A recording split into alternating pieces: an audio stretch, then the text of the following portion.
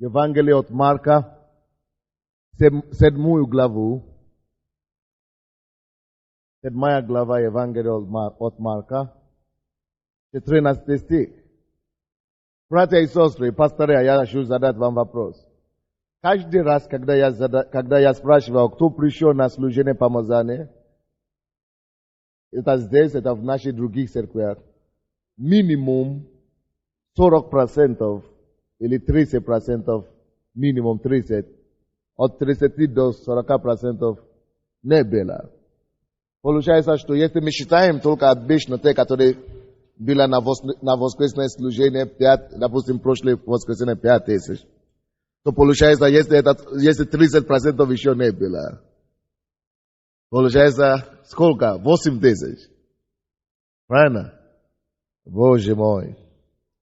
Значит, мы даже не знаем, наверное, все наши членов еще. Амин.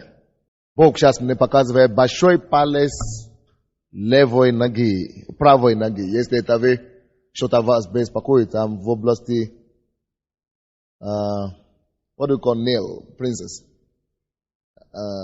Nail again, I forgot. Nail, ногти, правой ноги большой. Если это вы, где вы? Ага, я вас вижу. Положите руку. Господь исцеляет вас. Аминь. Почему-то мне забил. Я забил.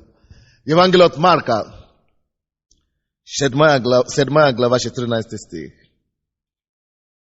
Я проповедую сегодня на теме слушайте, чтобы уразуметь. Слушайте, чтобы уразуметь. Марка 7:14. Мы нашли? И Иисус, призвав весь народ, говорил им: слушайте меня все и разумейте. Слушайте меня все и разумейте. Это о чем я буду проповедовать сегодня. Слушайте меня все и разумейте. Есть разум в словах Иисуса. Вы здесь? Слушайте меня и разумейте жизнь. Кто согласится с этим после того, как он начал ходить в эту церковь, что его жизнь изменилась? Все, абсолютно. Потому что в слова Иисуса есть жизнь. И в слышании эти слова, это может переворачивать нашу жизнь с вами. И это то, что переворачивало нашу жизнь. Поэтому мы ходим сюда постоянно. Видите, сколько времени? 8 часов уже почти. После работы мы все бежим сюда. За что? 1000 человек здесь. Потому что мы хотим слышать глаголы жизни. Однажды, когда ученики пришли к Иисусу, Иисус им говорит, чтобы что-то делать. Им было так тяжело. Иисус говорит, кто хочет войти в Царство Божие, пускай кто-то делает. И многие новообращенные, люди, которые еще не познали Иисуса хорошо, они просто расстроились и ушли. Иисус просил у других, он говорит, а вы зачем вы еще стоите? Меня убьют, меня распянут за грехи мира сего, меня не будет. Зачем вы еще стоите? Меня просто убьют. И если меня убьют, что будет? Они говорили Иисусу, куда нам идти? Куда нам уйти? Мы не можем уйти от тебя. Ибо только у тебя глаголы жизни. Братья и сестры, в этой жизни, в которой мы живем, есть глаголы. Есть буквы в жизни, есть понимание жизни. И не все, кого вы видите, понимают жизни. Не у всех, кого мы видим, есть это ключ, эти глаголы жизни. Я не заметил нашего отца Сергея. Мы приветствуем вас, будьте благословенны. Давно он ездит по Украине сейчас, поэтому мы реже его видим, поэтому я рад вас видеть. Не у всех есть глаголы жизни. Большинство людей, которые мы видим, братья и сестры, всего лишь существуют, но не живут. Потому что жизнь имеет вкус. Жизнь имеет сладость.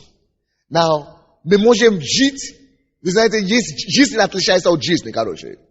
Tota думаешь, что он живет? Допустим, до того, как я пришел к Богу, я думал, что я жил. Но когда я пришел к Иисусу, я пробовал новую жизнь, и я понял, что жизнь отличается от жизни. У кого есть подобное свидетельство? Аминь.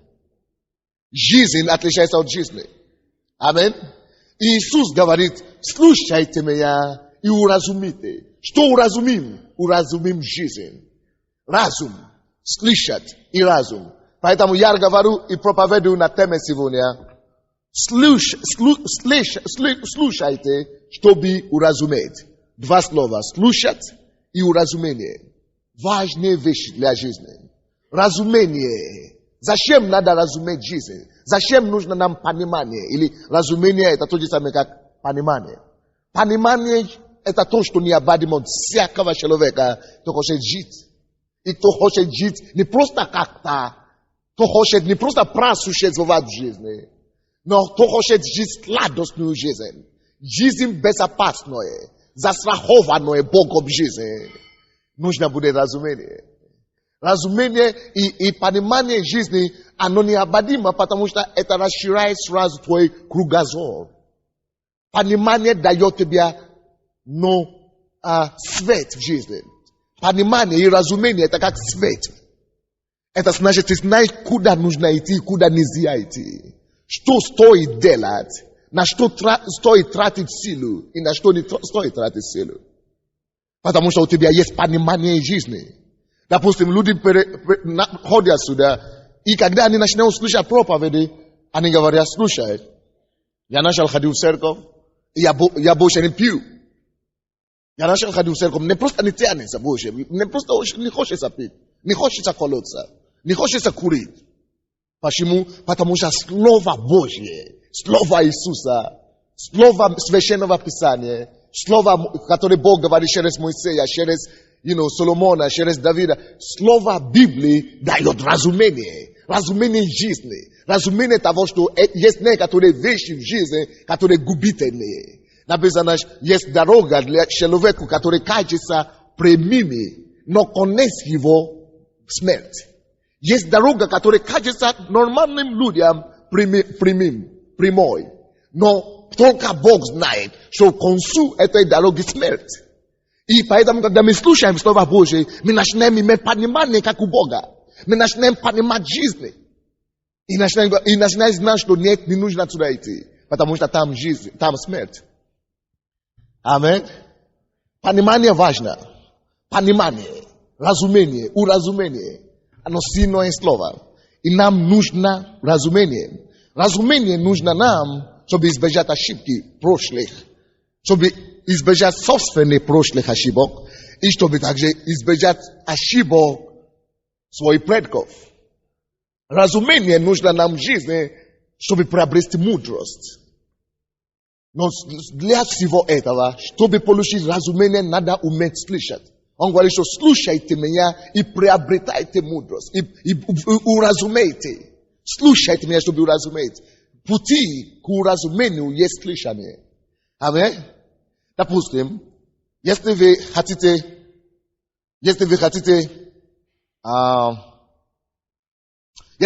научиться лететь на самолете, кому вы пойдете? К эксперту, к пилоту, или к преподавателю по этому искусству, или к человеку, который вообще никогда не видел самолет? Это простой вопрос. Кому? К эксперту. То же самое по вопросам жизни. Жизнь дал нам Бог.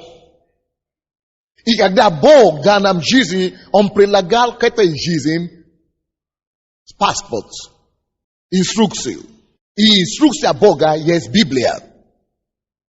Он сначала это дал через евреев, а потом, когда Иисус пришел вместе. Если мы хотим понимать жизнь, многие из нас, мы хотим понимать жизнь, вы знаете где? В университете. Вот почему люди заканчивают университет и все равно они совершают самоубийство. У них разбитая жизнь, потому что они думают, что это даст им жизнь. Вот почему люди получают звание академии или или ученый, или кто-нибудь, профессор, и бьют, и все равно приходят домой и дерутся с женой дома. Бьют жену дома. Почему? Потому что наполненная знаниями голова, это еще не значит понимать жизнь. Ты можешь все книги жизни набирать на свою голову и не понимать ничего в жизни. Вы понимаете меня? Поэтому вы видите умные люди, и умных людей. Люди, которые насчитанные, умные, потрясающие в своих областях. Но когда речь идет об элементарных вещах в духовном мире, если вы будете говорить о духовном мире, допустим, вы скажете им, как вы понимаете колдовство? Почему бывает колдовство? Почему бывает зависимость? Или почему бывает проклятие? Почему? Они скажут, а что это такое? Наверное, пойдем к бабке. Они ничего в этом просто не разбираются. Потому что духовный мир, это жизнь сама есть духовная вещь. Мы же не видим жизнь. И люди хотят научиться жизни и жить не у Бога, не у автора жизни. Они хотят научиться, где-нибудь угодно. Кто-то говорит, вот я хочу зарабатывать деньги. Значит, если я буду зарабатывать много денег, жизнь сама придет ко мне. Я автоматически пойму жизнь. Слушай, спроси у тех, которые зарабатывали деньги до тебя. Они тебе скажут, что это еще не все. Есть автор жизни. Это то же самое, что ты хочешь научиться ездить, управлять самолетом, и ты говоришь, что мне не нужен пилот. А кто такой пилот? Кто такой есть? Ну, зачем? Я хочу идти к врачу, значит. Врач, который вообще ничего не понимает, зачем тебе к врачу? Идти к эксперту. Я говорю, эксперт слишком маленький для меня. Я хочу идти к доктор философский наук. Но при чем тут философия и управление самолета? Иди туда учиться у пилота. Говоришь, алло, то же самое часто бывает. Многие из нас, мы обращаемся к кому угодно. Только не к Слову Божьему, только не к Богу, к автору жизни. То может больше Бога понимать жизнь. Но Бог дан нам Его Библию, Он дан нам Его Слово. Извините, Дух Святой меня перебивает. Есть другой человек, у кого проблема с пальцем. Тоже большой палец, но левой ноги на этот раз. Господь уже исцелит вас. Где он? Ага. Аминь. Положите руку, Господь исцеляет вас. Так же, положите руку. Аминь. То есть, и многие из нас, мы ищем решение нашей жизни. Я читал Библию с моей женой сегодня. Вернее, она читала, я читал. И она, по-моему, вчера вечером. И она мне сказала, слушай, я поняла одно. А что ты поняла? Я поняла, что все вопросы жизни находятся в Библии. Все. На все есть ответы. Я говорю, ты правильно поняла. Кто это еще не понял? Нету такого вопроса, который бы ты не нашел ответ в Библии. Сейчас некоторые люди переживают о проблеме 2000 года, компьютерные проблемы. Все есть в Библии, дорогие. Все есть в Библии. Все есть в Библии. Вы здесь?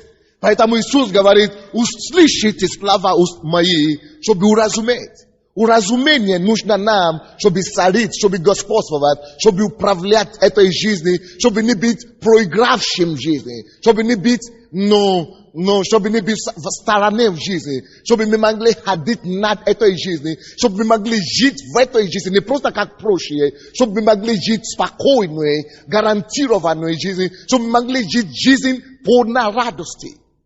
Жизнь полна радости.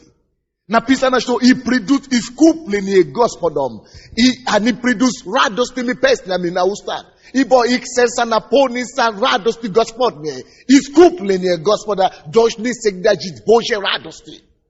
Написано, что ибо для правды есть мир. И действие правды есть покой и безопасность вовек. Потому что мы понимаем жизнь. Жизнь по правде. Жизнь по истине. Написано, и познаете истину. И истина есть в Слове Божьем. Это слышание Слова Бога. И истина, познанная истина, сделает вас свободными. Истина освобождает, И люди спрашивают, почему к вам все идут, почему такие проблемы решаются в вашей церкви? Потому что мы проповедуем Слово Божье. Слышание Слова Божьего приносит ответ. Написано, что проникновение Слова Божьего дает свет.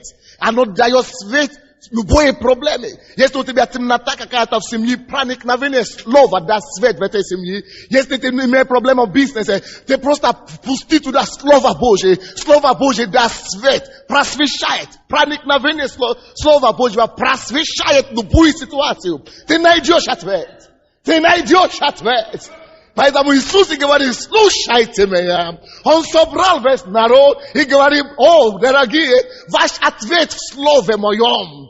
Ваши ответы в Слове уста моего. Вам только надо одно дело, слушать меня. Слушайте, чтобы уразуметь жизнь.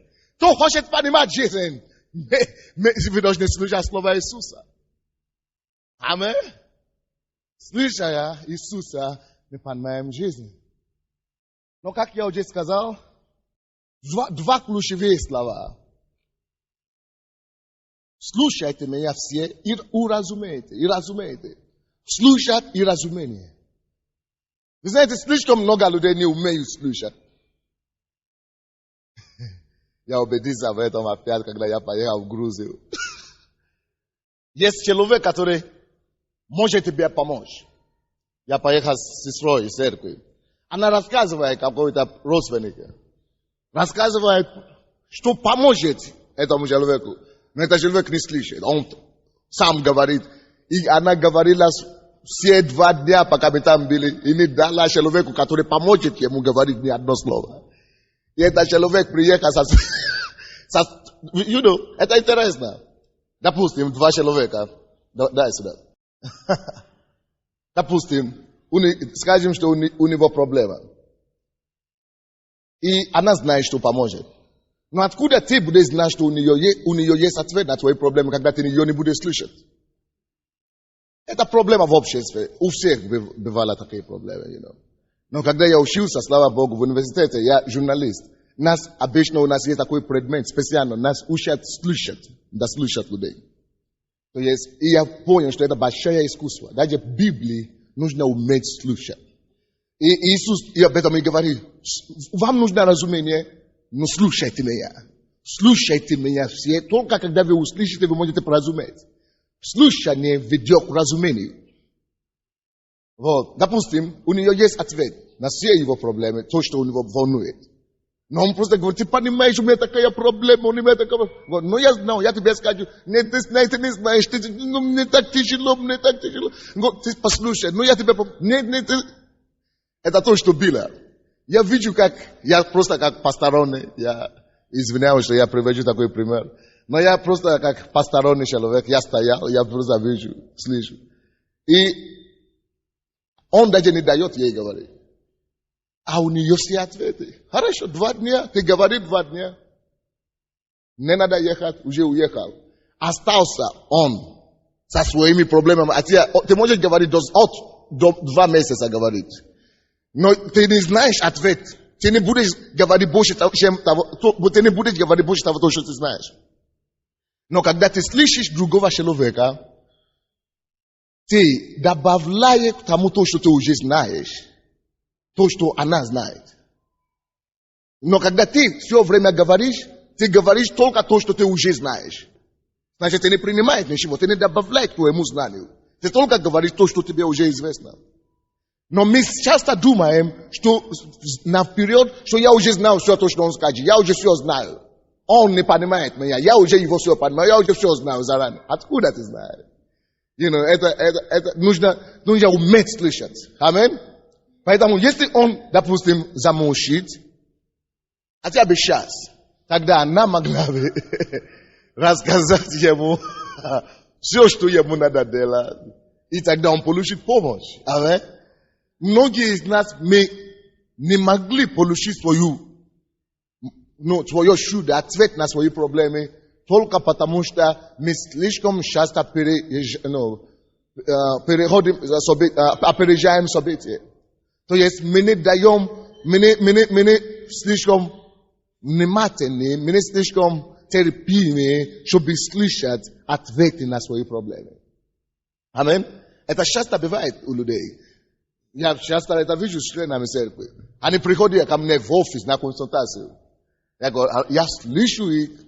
Я говорю, уже 30 минут. Я могу сказать, что это будет. Они говорят, да, хорошо. Я только 2 слова говорю, они говорят, нет, да, пастор, ну вы не знаете. Зачем тогда ты пришел? То есть, умение слышать важно. Разумение приходит только через слышание. Спасибо, вы так добры. Поэтому, брат, и еще что-то о слышании я хочу вам сказать. Не только хорошо нужно уметь слышать. Допустим, Иаков, 1 глава 19 стих говорит. Иаков, 1 глава 19 стих. Может кто-то хочет открыть? Там написано, чтобы мы были скорее в слышании, а медленнее в говорении. Иаков 19, Вадим 19. Итак, братья мои возлюбленные, всякий человек да будет скор на слушание и медлен на слова, и медлен на гнев. Вы понимаете, то, что говорится? Если нужно быть скорым в чем-то, это в слышании. Будьте скорее в слышании, но медленнее слово, говорение. И медленнее обижаться в гневе. Нельзя обижаться быстро особенно. Когда ты еще не понял, ты еще не дослышал его до конца, ты уже обижен. Куда тогда твоя обида-то? Ты еще не слышал его до конца, ты уже говоришь. Что тогда ты ответишь? Аминь? Вот. Братья и сестры, Иисус говорит, слушайте меня, чтобы уразуметь. Ключ к уразумению в жизни – это в слышании.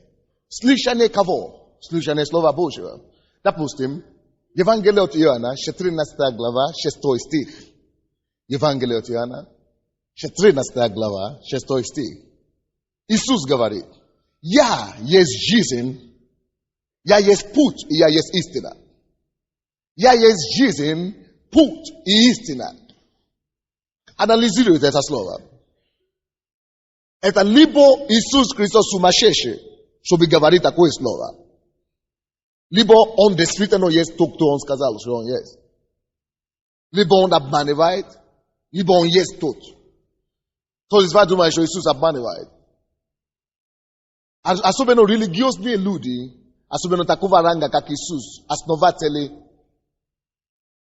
даже если он не сын Божий, они не обманывают, они высокоранственные люди, они не могут говорить то, что они не знают. Тем более Иисус есть сын Бога. Он не может лгать. Написано, он единственный, кто не согрешил, ни один грех не совершил. Даже Коран говорит об этом, мусульмане это говорят, что он святой. Аминь. Значит, Иисус, если он говорит и заявляет, я есть жизнь, я есть путь, и я есть истина, это значит, так оно есть. И посмотрите сюда, я говорю, что важно слушать, чтобы уразуметь. Но не только важно слышать, важно еще кого слышать. Чтобы уразуметь жизнь, надо услышать тех людей, которые разбираются в этой жизни. Допустим, Иисус говорит, я есть жизнь. Если я хочу понять жизнь, значит, я обязан слушать Иисуса. Потому что он говорит, что Евангелие от Иоанна, 6 глава, 63 стих, он говорит, ибо дух, но плоть не пользует немало, но дух животворит. Слово, которое я говорю вам, сие суть жизни и дух. Слово Иисуса, всякое слово Иисуса, оно дает оживотворение, оно животворит. Оно животворит твой дух. Оно животворит твое тело, животворит твою ситуацию. Оно приводит в жизнь твою жизнь. Его слова, суть, жизнь и дух. Аминь. Через слова Иисус дает жизнь. То есть, если Иисус говорит, я есть путь, значит, стоит слушать Иисусу. Если он есть путь в жизни, он знает пути, значит, я должен слышать его, чтобы выяснить, какой мой путь в жизни, мой путь. Допустим, я не знал, что будет через 50 лет. На Украине или в мире. Я не знал, что будет через 30 лет. Но он знает. Если я знал, что он знает, тогда, допустим, я хочу жениться, допустим. Значит, я буду глупым человеком, если я буду жениться сам, не посоветовавшись с ним. Поэтому много развода. Поэтому в нашей церкви нет развода. Потому что люди молятся Богу. Говорят, Господи, покажи мне, какой мой муж, какая моя жена. Бог знает, Бог тебя покажет, ты можешь жениться. Аминь.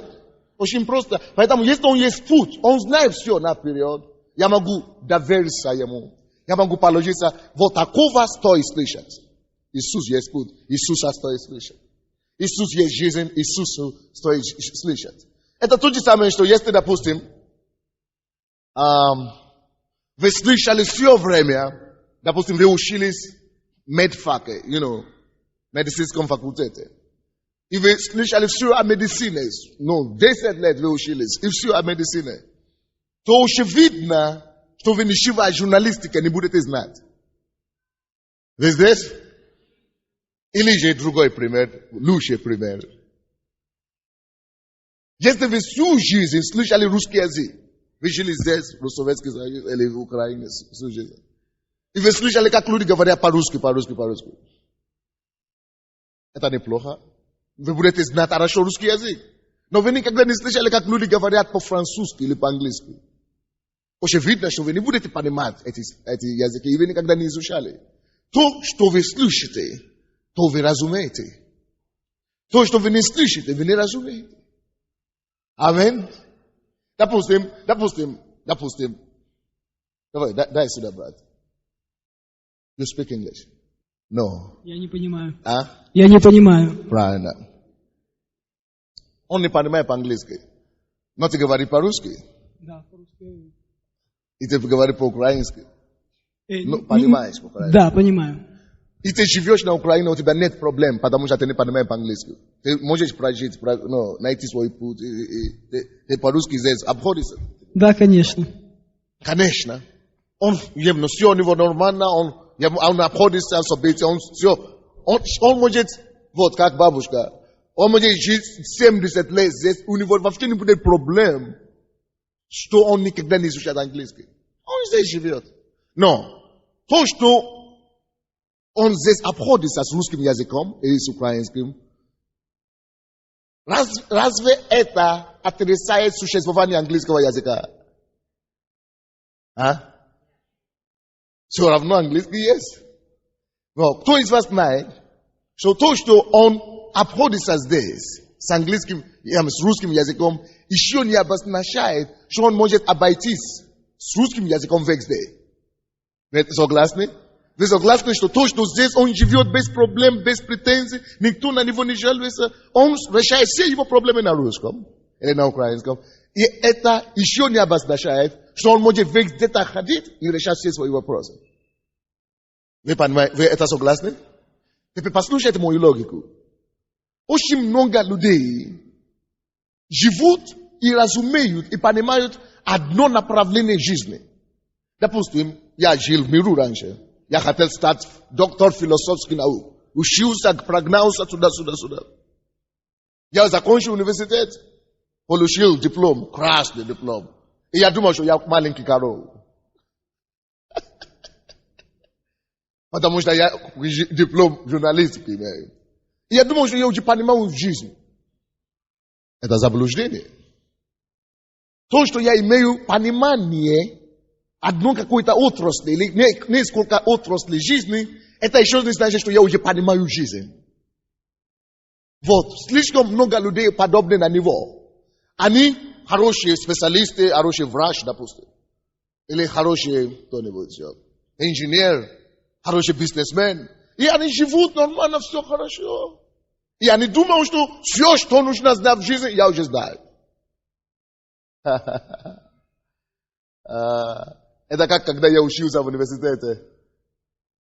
Уж профессора приходили, я был, это в 86 году я учился в Беларуси. Здесь, тогда еще коммунизм был хороший. Почти. Короче, и профессора приходят на уроки и говорят, нету Бога. Вот, мы пришли доказывать, что нет Бога. Я говорю, болтай как хочешь, болтай там. Он болтает. Говорит, убеждает. А в это время я сижу в зале. Вы знаете, что я делал? Я сам разговаривал с самим Богом прямо в этом же зале. Представляете? Прямо в этом же зале я разговаривал с тем, с кем кого он говорит, что его нет. Примитивизм. Какой-то. То, что ты не понимаешь, что еще есть английский язык на свете. Или то, что ты по-русски обходишься тут. Это вовсе не обозначает, что английского языка вообще на свете уже не существует. И это вовсе не обозначает, что ты попадешь в любое счастье мира и будешь обходиться тут, там, как ты обходишься здесь. Ты только чего-то маленького достиг. И я вам скажу, вот наша жизнь, не только здесь на Украине, везде, подобна на этого человека с русским языком. Люди чего-то понимают чуть-чуть. Я не думал, я уже понимаю жизнь с нашей. Вот я раньше зарабатываю, что ты скажешь, но моя хорошая семья, дети хорошие. Как это примитивно. Хорошо. И когда приходят задачи о жизни, жизненные задачи, я вам скажу так.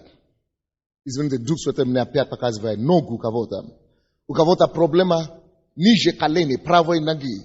Ниже колена. У вас тушит там такое впечатление, что у вас колит ниже колена. Просто ниже колена, где-то правое колено, ниже правое колено у вас болит. Где это человек? Бог не показывает вас. Он хочет исцелить вас. Положите руку прямо сейчас. Ниже колена, прямо здесь. Да, именем Иисуса я запрещаю эту проблему. Я прошу, чтобы вы исцелились прямо сейчас. Будьте исцелены и здоровы. Аминь. Вот. И многие люди по жизни так ходят. И они думают, ничего больше не надо. Но слушайте, братья и сестры, очень важно то, что я сейчас скажу. 50% жизни, вы слушаете меня, можно разделить жизнь пополам. 50% это то, что мы можем физическим или материальным усваивать. В школе, в образовании и так далее. Но 50% жизни относится к духовному миру, который мы не можем осваивать умом. 50%, половина всей жизни относится к разряду духовных вещей, которые мы можем понять и уразуметь только через Слово Божье, только через духовные вещи. Допустим, кто-то говорит, я понимаю жизнь, и ты спросишь у него, он как это человек, который по-русски только знает. И он живет, думает, что все нормально. И бакс, появляется какая-то жизненная ситуация. Допустим, кто-то проклинает его. Вроде бы у него все было хорошо, все. И все, вдруг все начало резко уйти в сторону. У него депрессия. Слушай, я вам скажу, таблетку и депрессию не выгонишь. Это духовная реальность. Или вдруг у него психиатрическая проблема. Без вашего, допустим. Он слышит галанас или как говорят. Слышит голоса. Вот, таблетками ты тоже голоса не выгонишь. Можно только наколить чуть-чуть, и ты станешь как это, но зомби, му-му-му. Но ничего не сделали, они еще хуже сделали. Все. Это есть духовные реальности. Это вопросы, которые относятся к духовному миру. Допустим, человек курит. У меня есть деньги. Жалуется. Как это? Экономика плохая на Украине. Но все плохо. А сам курит. Если все плохо, откуда у тебя деньги курить?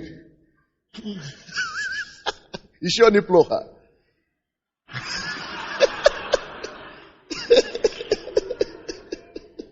Но слушайте даже, не об этом я тебе сказал. Допустим, человек курит и говорит, я хочу бросить. Или пьет, или колется. И говорит, я хочу бросить, но я не могу. И все уговаривают его. И он обещает, 1000 раз. Я больше не буду, но я иду на лечение. И они хотят выгнать духа наркомании через таблетку, или через уколы, или через упражнения какие-то. Привитизм. Ерунда какая-то. Ну, детский сад. Детский сад. Ерунда какая-то. Боже мой. И они думают, мы понимаем жизнь. Нет, дорогой. Ты понимаешь всего лишь бытовые проблемы. Нет, дорогой. Понимаешь всего лишь, сливки жизни. Только поверхностное. А глубину ты вообще ничего не понимаешь. Вообще. Потому что глубина жизни – это духовная реальность, которая окружает нас с утра до вечера. Дух наркомании надо вегнать Духом Божьим. Дух алкоголизма надо вегнать Духом Божьим. Курение надо изгнать Духом Божьим. Потому что есть духовный мир, который превышивает над этой физической реальностью. Колдовство надо остановить силой Бога. Какое еще там? Проклятие надо остановить силой Бога. И поэтому, когда такие жизненные проблемы возникают, они теряются. А куда нам бежать? В врачу? Чтобы для чего ты бежишь в врачу? Я не понимаю, колдовство значит. Ты идешь в врачу с колдовством? Привет. Добро пожаловать. Сколько ты затратил? Опустошать твои карманы. Все. И у тебя проблемы останутся, потому что это духовные вопросы. Аминь. Вот почему Бог дал нам жизнь как паспорт, как руководитель, как путеводитель по жизни, Библию. Все ходим сюда каждый день. А мы не каждый день, 2 раза в неделю. Воскресенье, в четверг. Вот почему мы слушаем Слово Божие, чтобы понимать, чтобы разуметь жизнь, чтобы понимать, как мне так относиться в своей жизни, как мне эти вопросы решать, как мне те вопросы решать, как мне эти вопросы решать, как мне воспитывать своих детей, как мне воспитывать, как мне жить хорошо со своей женой, как мне жить хорошо со своими детьми, как мне учиться хорошо, как мне быть отличником. Все это есть в Библии, это есть руководство жизни, инструкции жизни, которые дает нам преимущество быть сверхъестественным. Не просто быть Сандей, который имеет плоть, темнокожий. Нет, еще быть духовным человеком, который понимает глубину, который видит сквозь жизненные и физические вещи. Братья и сестры, мы духовные люди, Бог спас нас, и поэтому дает нам Библию, чтобы мы могли понимать сквозь физические вещи, чтобы мы могли смотреть сквозь жизнь, чтобы мы могли надвешивать над физическими вещами. Аминь. Вот поэтому написано, спасибо. Вот поэтому написано в Евангелии от Матфея 4:4, что не хлебом одним жить человек будет, но и всяким словом, который исходит из уста Бога. Аминь. Можно хлебом жить, но хлеб это недостаточно. Не хлебом одним жить человек будет, но еще чем он будет жить? Всяким словом. Слово дает тебе способность жить духовную сторону жизни. Понимать духовную сторону жизни. Понимать и решать духовные вопросы жизненные. Допустим, у некоторых людей не могут спать по ночам, и они идут и пьют снотворное. Ты просто вредишь свой организм. Организм просто все расшатанный будет. Вместо чтобы пойти к Богу и говорить: Господь, ты даешь возлюбленному своему сон. Я хочу спать. Я хочу спать. И твой организм остается целым, и все. Ты здоровый. Аминь. Откройте, пожалуйста, Притчи, 1 главу. Притчи, 1 главу. Притчи, 1 глава. Слушайте, чтобы уразуметь. Братья и сестры, что ты слышишь? Порнографию какие-то там по телевизору? Или что еще люди слышат? Или боевики какие-то? Или Бога слышишь? Или проповедь? Или Слово Божие? Есть некоторые люди, которые всякие гадости, которые только существуют в миру, у них ты найдешь дома. Всякие гадости, которые разрушают их личность, они сохраняют, используют деньги на это. А ты попробуй пригласить их в церковь. О, никогда. Ты что, я церковь? Как будто мы, которые ходим в церковь, хуже них.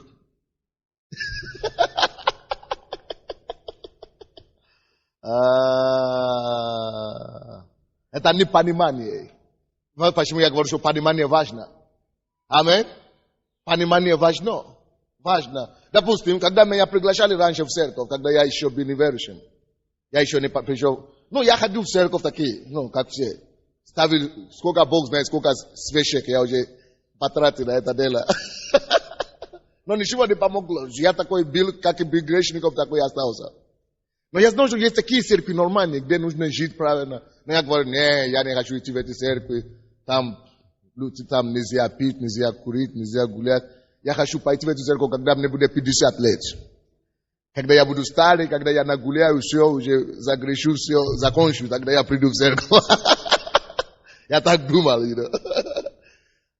Но почему я так думал? Потому что у меня было детское понимание жизни. Детское понимание. Оказывается, что я думал, что я буду наслаждаться грехом, а потом приду. Но грех-то разрушает грешника. Грех убивает человека. Это тихий смерть. Медленная смерть. А я это не знал. Я сейчас счастлив, благодарю Бога, что Он привел меня в Богу. Мое понимание теперь изменилось. Я говорю, слава Богу. Теперь, когда я пришел к Богу, мне было 19 лет. И то я говорю, Господи, почему не 15 лет? Почему не год раньше? Почему не 2 года раньше? Почему не 5 лет раньше? Почему не 1 день раньше? Где я был? Почему я не знал все эти слова? Почему я не знал, не разбирался в этой Библии? Старался считать, ничего не понимал. Потому что понимание изменилось. Какое понимание у тебя в жизни, о жизни вообще? Какое понимание? Чтобы получить правильное понимание, надо уметь слышать, чтобы разуметь. Вы уже видели важность слышания. Давайте посмотрим, что Соломон, самый мудрый человек, который когда-то жил, скажет об этом. Притчи, 1 глава, 5-6 стихи. Притчи, 1 глава, 5-6 стихи. Послушает мудрый и умножит познание. Кто послушает? Видите, умение слышать не у всех есть. Только у мудрого есть эта способность. Мудрый умеет слышать. Мудрый послушает, потому что он знает, что когда он слушает, он умножает его знание своего, познание умножает. Аминь. И это, конечно, еще и зависит от того, кого ты слышишь, чего ты слышишь, чему ты слышишь. Будешь слышать Слово Божье, ты умножишь свое познание Слова Божьего. О жизни. Будешь слышать Иисуса, ты будешь иметь жизнь, истину и путь. Потрясающе. Аминь. Послушай мудрый и умножит познание. И разумный найдет мудрые советы. Разумный. Это человек, который умеет слышать. Потому что через слышание разум приходит. И они, такой человек, находит мудрые советы. 6 стих. Чтобы разуметь притчу и замысловатую речь, слова мудрецов и загадки их.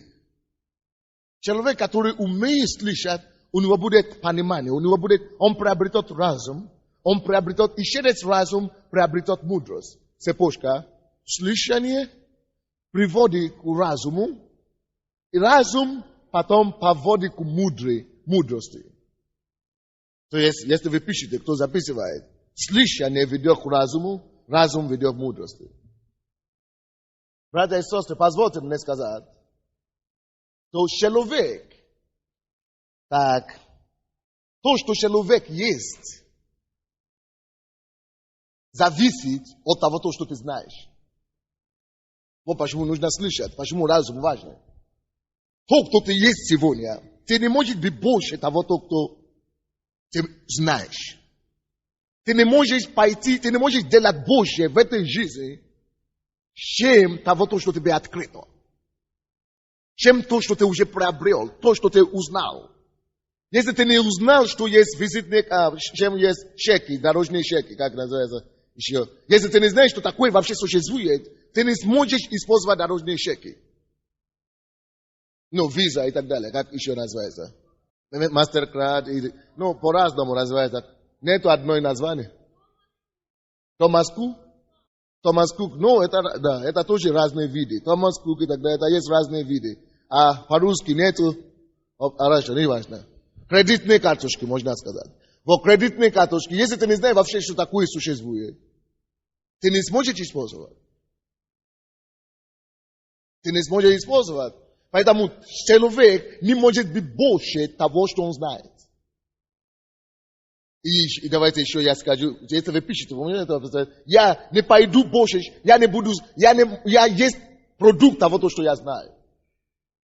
Это значит, что то, что ты есть сегодня, это все то, что твое познание, это все, к чему твое познание может тебя привести. Все, что ты имеешь сегодня, это все твое, это ты ограничен твоим познанием. Вы слушаете меня, да? Как только что тебе открываются новые грани, ты можешь еще новые грани себе открыть. Слишком много граней в жизни, которые мы все можем охватить. Поэтому знание нужно нам.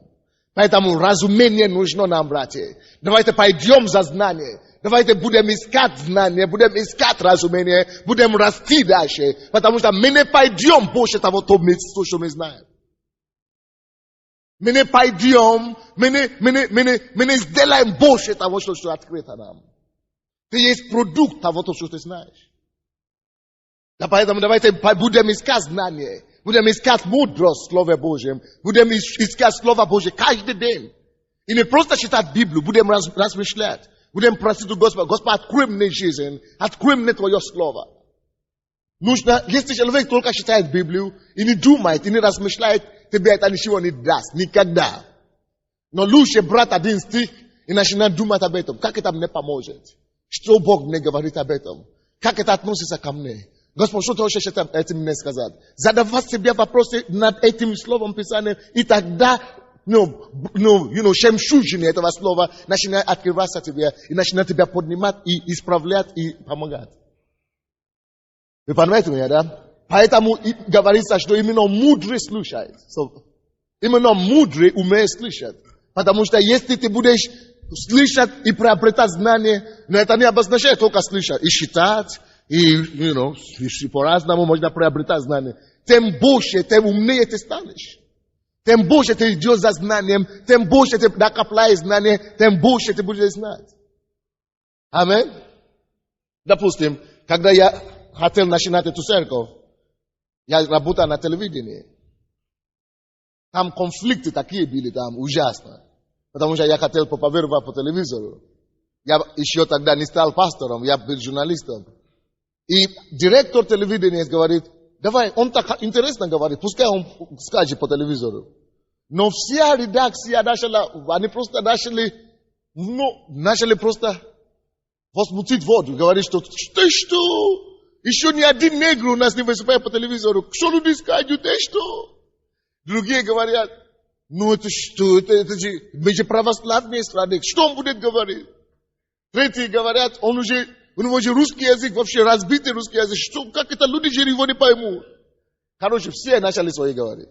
И я им сказал, дайте мне один раз, просто один раз. Сделайте, мы будем делать живой, как это, живой эфир, прямой эфир.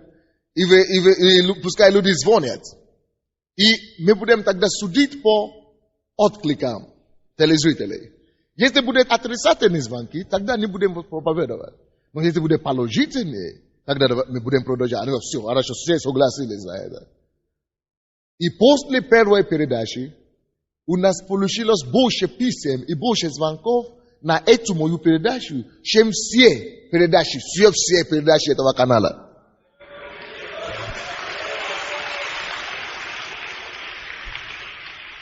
Потому что я это сказал, потому что я знаю, что я знаю.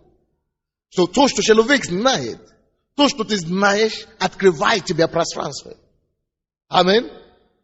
Открывает тебе пространство. Есть пастыря, которые говорят, вот у меня тяжелый город, но почему у нас не получается здесь? Мы не можем строить церковь здесь, люди здесь не каются. Ерунда. Это зависит от того, что ты знаешь, то, что тебе открыто. Кто-то говорит, я бизнесмен, но у меня не получается, я хочу бросить бизнес. Ерунда. Зачем бросить? Иди за знанием, накопляй знания. Выясни у тебя, что еще мне не открыто, что мне не хватает. Чтоб мне не хватает. Изучай книги, другие успешных людей. Изучай книги о бизнесе на этой теме. А потом изучай Слово Божье, что Слово Божье обещает тебе, что будет тебе, когда ты занимаешься бизнесом. Какие обетования Бог дает тебе. И используй это все знание, и ты увидишь, что ты станешь первым местом. На первом месте ты станешь лучшим в твоем рынке. Аминь. Потому что разум приводит к мудрости. И разум открывает нам грани новые, которые мы не знали раньше. Аминь. Давайте посмотрим, допустим, так, Притчи, 2 глава, 11 стих. Притчи 2:11. Написано: тогда рассудительность будет оберегать тебя. Потрясающе. Рассудительность будет оберегать тебя. Разум будет охранять тебя. Потрясающе. Потрясающе. Есть безопасность в разуме. Рассудительность будет охранять тебя, и разум будет оберегать тебя. Безопасность, охрана через понимание. Откуда, допустим, мы в воскресенье проповедовали на такую тему. Бог может сделать тебя, чтобы ты смеялся над опустошением. Как ты можешь познать Бога так, что к тебе придут с пистолетом? Вот как брат, это один брат, который в хоре поет. Его собрали его квартиру. И бандиты, И он, знаешь, что мне делать? За него помолились, читали Библию вместе. И Бог дал им одно место Писания. И они его вызвали его на разборку. Вызвали его на разборку где-то, назначенное место. И там были 2 машины, и все высокие мужчины с оружиями. И он говорит им: вы можете со мной делать то, что вы хотите? Я верующий, и я хочу вам сказать слово Господне. Тот ружье, которое вы направляете на меня, вернется и войдет в вас в чрево. Они говорят: ты что ты говоришь? Говорю: я хочу вам сказать, что то, что вы направляете на меня, вернется к вам и войдет вам в чрево. Это место Писания, которое 38 Псалом, или Псалом, какой-то Псалом, короче. 36:15. Вот, это то, что написано там. То, что они замышляли против меня, пройдет к вам в чрево. Они говорят: ага, мы поняли то, что ты имеешь в виду. Хорошо, значит, ты посадил милиции или людей вокруг. Скажи твоим милиционерам, скажи тем, которые смотрят на нас сейчас. Скажи твоим, что мы посадим тебя, и их тоже посадим. Он говорит: ваше чрево, то, что ваш меч, который вы идете на меня, вернется вам в ваше чрево. Он говорит: ты раздражаешь, мы тебя еще убьем сейчас. Он говорит: вот, вы можете меня убить, делайте, что вы хотите. Но я хочу вам сказать, что чрево, что меч, который вы несете против меня, вернется вам же в чрево. Он говорит: мы сейчас его убьем. Хорошо, сделайте. Меч, он говорит: значит, у него кто-то. Кто у тебя есть? Пускай, где они? Пускай. Шреф ваш. Они говорят: хорошо, уйди отсюда. Мы тебя ничего не делали. Ты же видишь, мы ничего тебя не трогали. Ты же видишь, мы не тебя... И они еще ему не только вернули квартиру, сделали ремонт на $2000, потому что Слово Божие истина. Аминь. Сделали ему ремонт, и они все по одному погибли. Непознанными путями. Потому что они шли на человека Божьего. О чем это говорится? Потому что он знает Слово Божие. Они думали, что он посадил какие-то охрану или что-то. И они испугались: мы тебя не трогали. А он ничего. Он просто говорит, что Слово Божье говорит. Они не могли это понять. Или, допустим, я только что даже после воскресенья читал книгу Лестера Сомрала. И он рассказывал, когда они были в Китае. Когда коммунисты взяли Китай. И они окружили их. И собрали их. Засаду им устроили. И они хотели убить их. Они уже убили где-то 39 человек в тот же ночь. 39 человек. Все, кто проходил по этой дороге, они убивали их. Особенно американцев. Вы империалисты. И они взяли А ну же держали 3 часа. И он уже начал говорить, я начал переживать, Господь, я же умру, неужели моя жизнь уже закончилась? И Бог говорит, и он говорит, Бог говорит, нет. Говорит, слава Богу, что я услышал Бога, по крайней мере, слава Богу. Вот теперь сделай что-нибудь, если моя жизнь еще не закончилась. Но сделай что-нибудь, разгони этих людей или убеди этих людей, чтобы они опустили нас. А Бог говорит, я ничего не сделаю. Пока ты сам ничего не сделаешь. А что мне сделать? Они же меня убьют. Бог говорит, твой ответ, 19 глава, по-моему, Откровения, или 6 стих, по-моему. И там написано, что ибо наш Бог царствует. Везде, во всякое место, наш Бог царствует. И когда он это считал, он говорит, Боже мой, неужели ты царствуешь всякое время? Даже сейчас, когда потому что там были перед пристрелом, они уже находились. Но даже я перед пристрелом, ты все равно царствуешь? Неужели ты не изменился? Ты все равно царствуешь. Ты все равно царь царей. Ты все равно Господь. Даже тут, если это так, он просто начал смеяться. Просто начал смеяться. И эти охранники говорят, они же плакали, только все 3 часа плакали и упрашали нас, тут он начал смеяться, что с ним? Он так смеялся, он не мог отвечать, он начал смеяться, Бог же в контроле. Зачем ты мне плакать, Боже мой? Он же царствует. Если Бог царствует, и начал смеяться. Эти охраны смотрели на него так, на друг друга, что так, что они не поняли ничего. Они смотрели открытыми ртами, что они не заметили, когда ружье упало с их рук. И говорят у перевозчика, а что с ним? И говорит, что, ребята, вообще, что с вами? Зачем вы держите нас? Вы не знаете, кто мы такие? Что вы хотите? Скажите сейчас, что вы хотите. Не поняли. Мы же тебя убьем. Что вы хотите? Мы дети живого Бога здесь. Я говорю, слушай, какая нам разница? Он говорит, а чего ты смеешься? Потому что Бог в контроле, Бог над всеми нами. Что вы хотите? Сделайте, а то я ухожу. Он говорит, хорошо, дай нам деньги, чуть-чуть, а мы тоже уйдем. И то дали какие-то $2 дали. $2. И говорит, что идите гуляйте, ребята. И сел на свои, на коне были. И ушли, уехали. И они смотрели, эти хулиганы продолжали смотреть. С ружьями ничего, не могли не стрелять ничего. Пока они не уехали.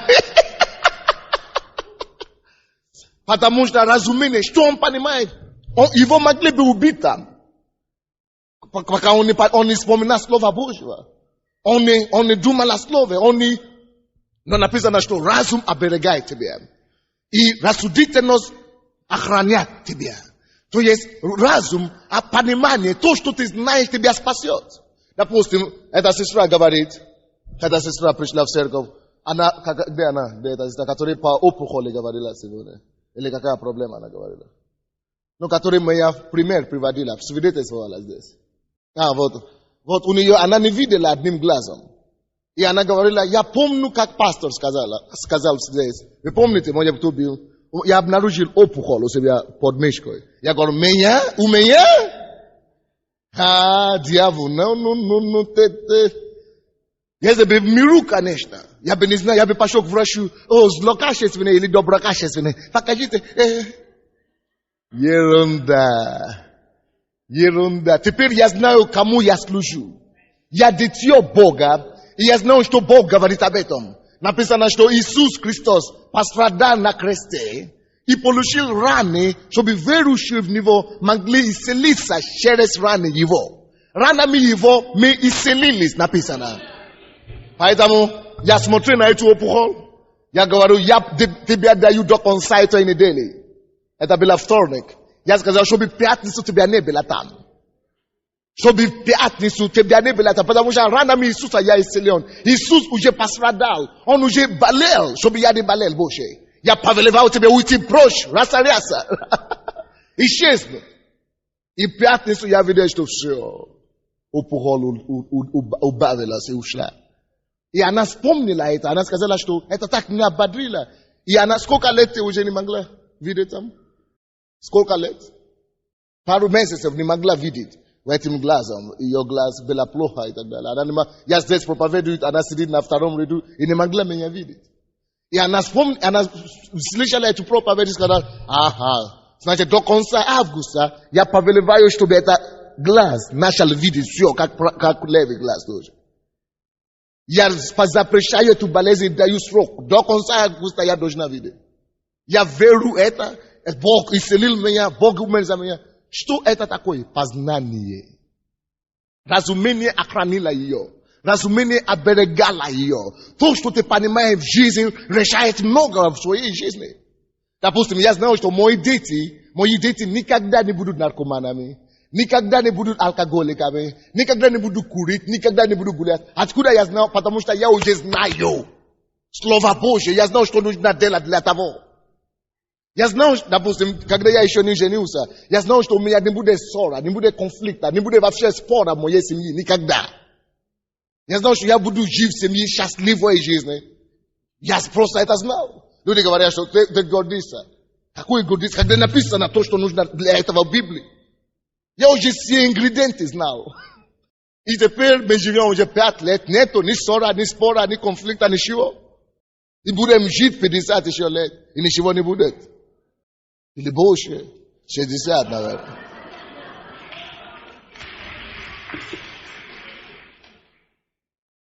Потому что это все зависит от того, что ты знаешь.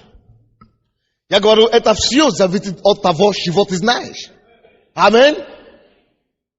Когда я был студентом, я отказался курить, я не курил, я не пил, я не гулял с девушками.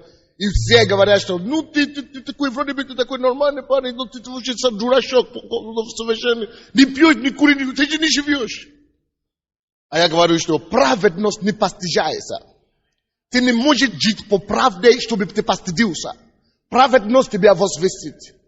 Праведность возвышает. Праведный образ жизни тебя не унижает. Она тебя возвестит. Он говорит, ты что, уже 7 лет, уже ты не гуляешь, нет, у тебя не уже ничего. Потому что я знаю, что человек сеет, того и пожнет. Я начинаю пить и курить, у меня образует рак легкий, что я скажу? Потом я говорю, Бог исцели, Бог, зачем ты курил? Но если я ничего не сделал такого, или я был греху, или я был грешником, я бы мог говорить, что ну, Господь, я же не знал, он бы исцелил. Но теперь я уже верующий, я знал это. Или я уже начинал гулять с проститутками, а потом я хочу жить праведной семейной жизнью, а Бог говорит, зачем ты гулял? Все, уже не получается, опоздал.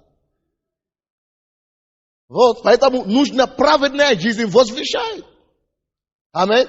То, что ты знаешь, оно тебя разум обогащает. Аминь.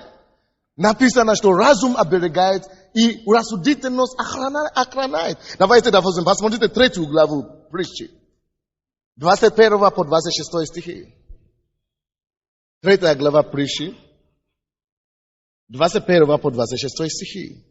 Сын мой, не упускай их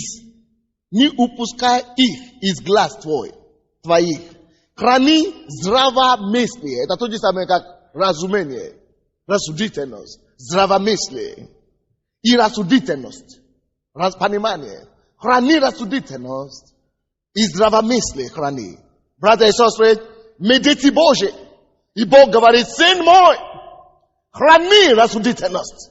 Ищи знание, рассуди, хорошо. Храни, цени рассудительность. Цени, здравомыслие. Храни здравомыслие. Это тебе поможет.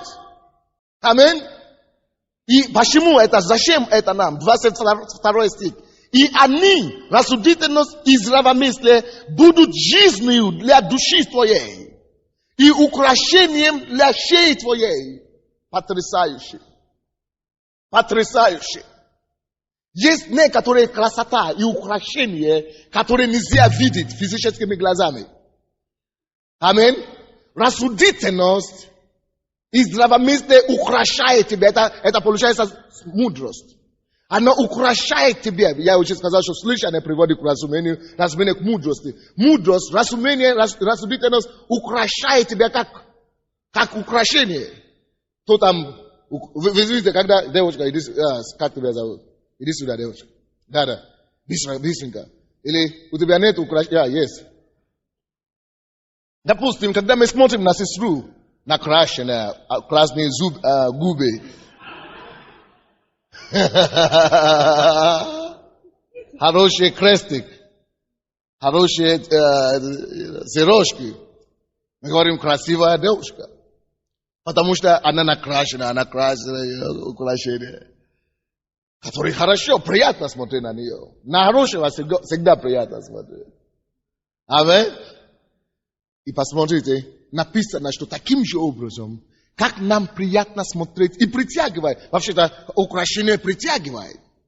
Таким же образом, как украшение притягивает, красота притягивает, таким же образом рассудительность, мудрость, здравомыслие, оно будет как украшение на шее твоей. Это не физические украшения, допустим, у меня нет таких украшений. Но ты будешь говорить, и людям захотят быть с тобой. Людям хорошо с тобой, потому что есть рассудительность. Людям хорошо с тобой. Просто, но это притягивает лучше, чем такие физические украшения даже. Потому что ты сохраняешь мудрость. Поэтому написано, сын мой, сохрани рассудительность. Сохрани здравомыслие. Потому что это будет как, это тебе даст жизнь. Это будет жизнь для тебя. Это поднимет тебя. Это украшает тебя, украсит тебя. Поэтому ты даже мужчина, ты говоришь с людьми, и людям приятно с тобой. Ты притягиваешь к себе людей, потому что разум есть. Потому что ты хранишь рассудительность. Аминь. Поэтому скажи кому-то, разум и мудрость украсит твою жизнь. Помогите ей стать. Алло, где парень? 22 стих об этом и говорит. И они будут жизнью для души твоей. Оно даст тебе жизнь. Ты будешь знать, что такое жизнь. Ты будешь уразуметь жизнь. Ты будешь понимать жизнь. Твоя жизнь будет ценна. Допустим, ребята здесь, молодые люди в нашей церкви, они не гуляют, не встречаются в подвалах, где они еще встречаются, в подъездах. Они не гуляют, не спят вместе до брака. Поэтому, когда они живут вместе, их родители начинают говорить, вам так хорошо житься. Почему? Потому что они знают Слово Божие. Они знают, что если они будут жить праведно, сейчас их жизнь будет красивая потом. Не будет драка, не будет кастрюля по голове, ничего. Не будет пьянства, не будет курения, не будет ничего. Потому что Слово жизнь, Слово Божье дает жизнь. Ценность приходит в жизнь. Аминь. Красота приходит в жизнь. Красота приходит в жизнь.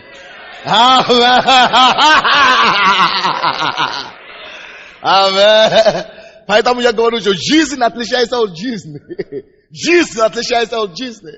Вы можете себе представить, что можно жить и не знать, что такое обиды. Просто жить в мире все время. Вы знаете, что можно жить в этой жизни и не знать, что такое раздражение? Жизнь отличается от жизни. Вы знаете, что можно жить в этой жизни и сохранить мир и покой. Люди все вокруг тебя бегают, беспокоятся, инфаркт получают. А ты, что у вас там?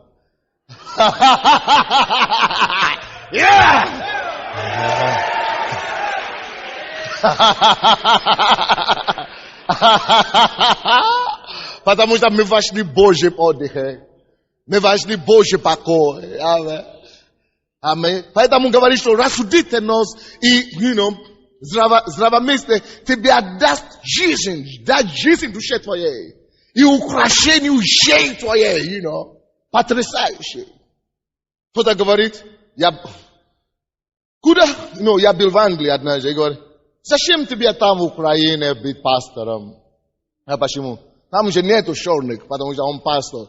Но пастор черных людей, В Англии живет, и он пастор черных, африканцев там. Зачем? Я говорю, зачем тебе тогда тоже жить в Англии? Щоб і тільки бути пастором чорних людей. Надо всех быть пастором. Он говорит, а тебя же не примут там на Украине, там же нет африканцев много. Как ты? Как это я говорю? Дилетант. Я говорю, это дилетант в деле Божьей. Он говорит, что тебя же не примут там. Мы слышали, что расизм там есть в России. А зачем тебе там быть пастором? Я говорю, слушай, когда рассудительность и мудрость есть в твоей жизни, пускай будут расисты, но тебе будут притягиваться как к украшению. Аминь. Неважно, черный или желтый ты, или какой-то. Все тебя любят, потому что они видят мудрость Божью в тебе. Аминь. Аминь. Конечно, речь не идет о тех, которые в газетах пишут. Мы об этих не говорим, потому что они нас не знают. Но кто знает, то хорошо относится. 23 стих. Тогда безопасно пойдешь по пути твоему, потому что ты сохраняешь рассудительность. Представляете себе, братья и сестры, только благодаря здравомыслию и рассудительности написано, тогда ты будешь жизнь, это тебе даст жизнь, это тебе даст украшение. 23 стих. И ты будешь безопасно, пойдешь по пути твоему. Потому что ты будешь знать, на какое слово Божье опираться, чтобы жить в безопасности. Написано, что верующий, уповающий на Господа, он тверд и утвержден, как гора. Ты безопасно, вера обеспечивает тебе безопасность. Потому что написано, что наденьте и возьмите щит веры, который вы можете угасить всякие раскаленные стрелы дьявола. Это безопасность. Щит веры дает тебе безопасность, you know.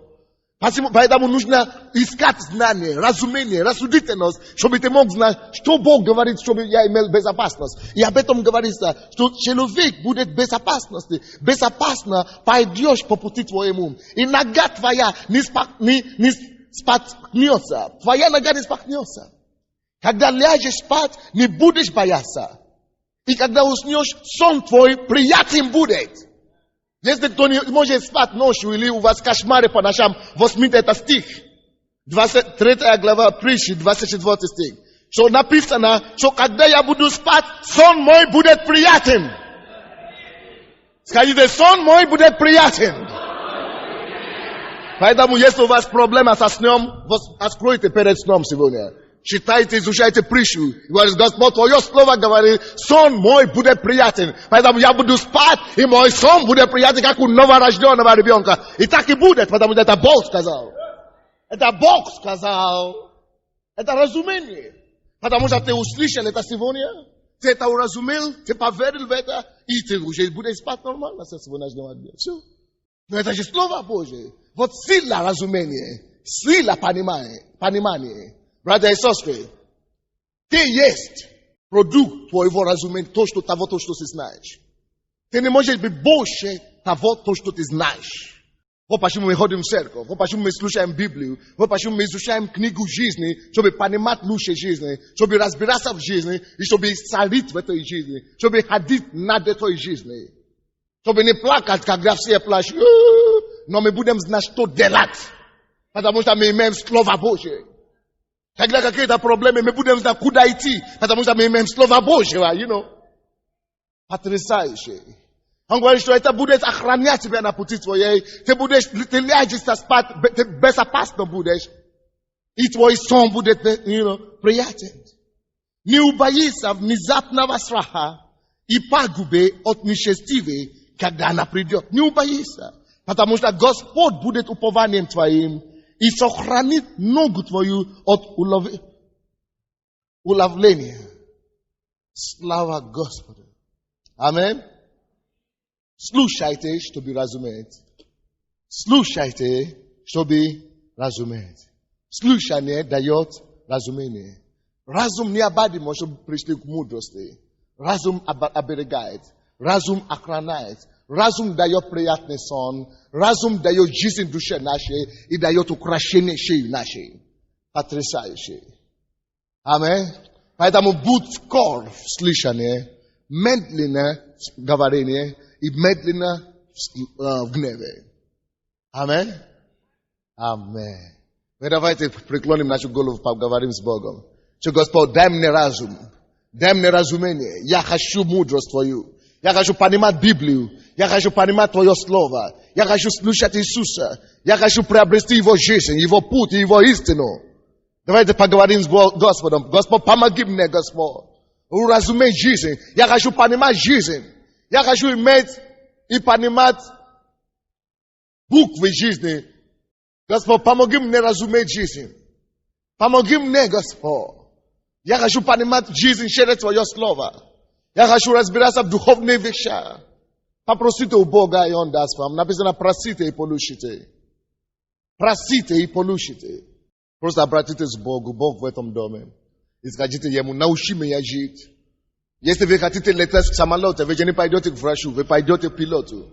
Если вы хотите понимать жизнь, давайте пойдем к автору жизни. Бог есть автор жизни. Мы много чего еще не понимаем. Мы много чего мы еще не знаем. Поэтому мы не можем говорить, что я уже все знал, как этот парень, который знал украинский и русский язык, и думает, что ему уже английский не нужен. Нет, тебе еще нужен что-то, особенно познание духовный мир, познание духовный таинств Божьего Слова, глаголы жизни. То, Господь, помоги мне, Господь, научи меня понять жизнь. Аминь.